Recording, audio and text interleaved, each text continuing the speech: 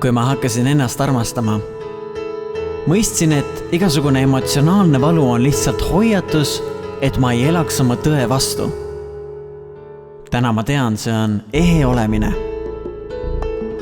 Kui ma hakkasin ennast armastama, mõistsin, kuivõrd ma võin kedagi solvata, kui ma üritan peale suruda oma soove. Kuigi ma teadsin, et aeg polnud õige ja see inimene polnud selleks valmis. Isegi kui see inimene olin mina ise. Täna ma tean, et see on lugupidamine. Kui ma hakkasin ennast armastama, lõpetasin teistsuguse elu ihaldamise. Ja ma hakkasin nägema, et kõik minu ümber annab võimalusi kasvamiseks.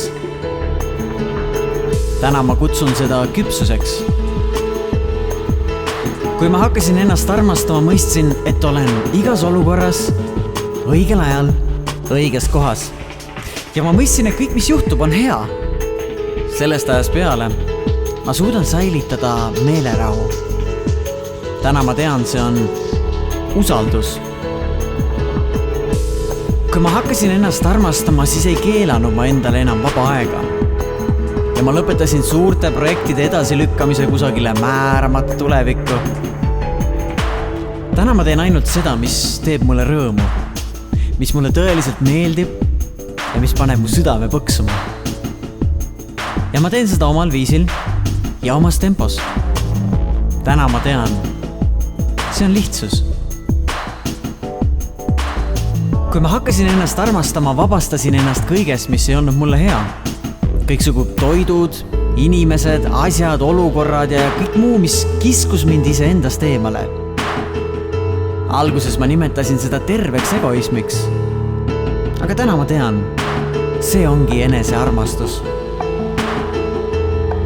Kui ma hakkasin ennast armastama, loobusin vajadusest, et mul oleks alati õigus. Mis tähendab, et mu arvamus oli ka harvemini vale. Täna ma tean, see on leplikkus. Kui ma hakkasin ennast armastama, keeldusin elamast minevikus ja muretsemast oma tuleviku pärast. Nüüd ma elan selles hetkes, kus toimub kõik. Ja nii ma elan iga päev päevast päeva ja ma nimetan seda teadlikkuseks. Kui ma hakkasin ennast armastama, mõistsin, et minu enda mõtted võivad teha mind õnnetuks ja haigeks. Ent kui ma ühendasin enda mõtted enda südamega, sai mu meel väärtusliku liitlase. Täna ma nimetan seda ühendust südametarkuseks.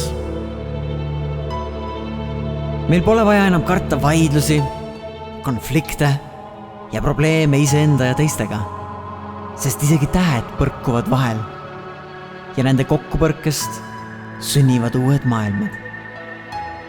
Täna ma tean, see ongi elu.